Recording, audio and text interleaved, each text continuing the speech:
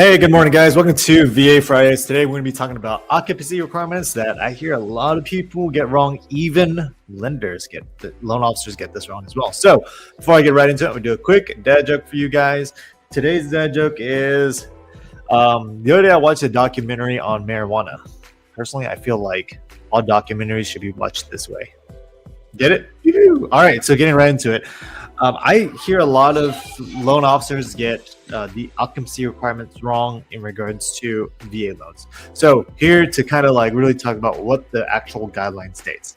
Now this is not the same across all the board. Maybe different lenders have different rules in addition to the VA rules in regards to occupancy. However, this is what the VA rules are, and these are things that we have done to kind of help VA clients kind of navigate that path when it comes to occupancy. So the question has to do with if they're active duty or are they not active duty. Those are two questions we ask, because if they are active duty, there's a lot more flexibility in regards to occupancy requirements. When they're not active duty, then it's more in line with all the other occupancy requirements that are allowed. So that's a big question to be asking. And will they remain active duty for at least through closing and at least maybe a year after, whatever. So if they're active duty, their occupancy requirements actually expand even more. And how that works is that, let's just say the veteran or the active duty client wants to buy a house, right? And they're active duty, but the spouse wants to live in a different state. That's totally fine. What can happen is that the service member who is serving, let's say in California, but the family wants to live in Texas, that active duty member and his family could buy a house in Texas. And as long as the dependents move into the home in Texas, then the occupancy requirement is satisfied. That's essentially how that works. Another way to look at this is that, let's say they want to move together and it's a PCS move or a duty station move. So let's say the active duty member got orders to go to Georgia. What can happen is that the spouse and the family can buy the house and move ahead of the veteran before they actually get checked out of the current command, and then before he or she arrives to the command in Georgia.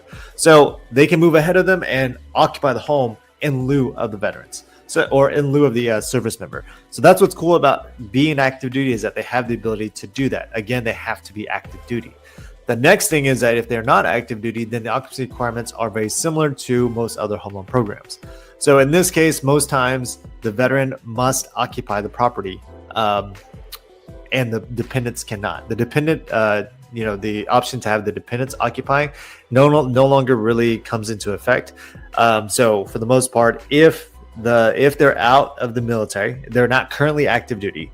When I say active duty, they're in reserves or they're a veteran, whatever, not regular active duty service. If they buy a house in another state, they have to show evidence that they intend on moving into that house, no matter what the situation. So, or they're a remote worker, they get a remote work letter.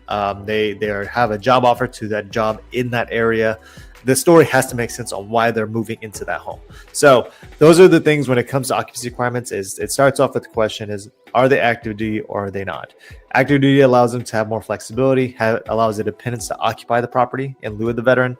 The non-active duty people who are not still active duty anymore, that means the dependents can't occupy the property as easily when they're outside of the regular active duty status. So that's about all I want to go into today. That's just a little bit snippet there when it comes to occupancy requirements. Again, active duty military members have just more flexibility. Anyway, that's all I got for you guys. Hopefully you guys have a great weekend, and I will talk to you guys for Market Mondays.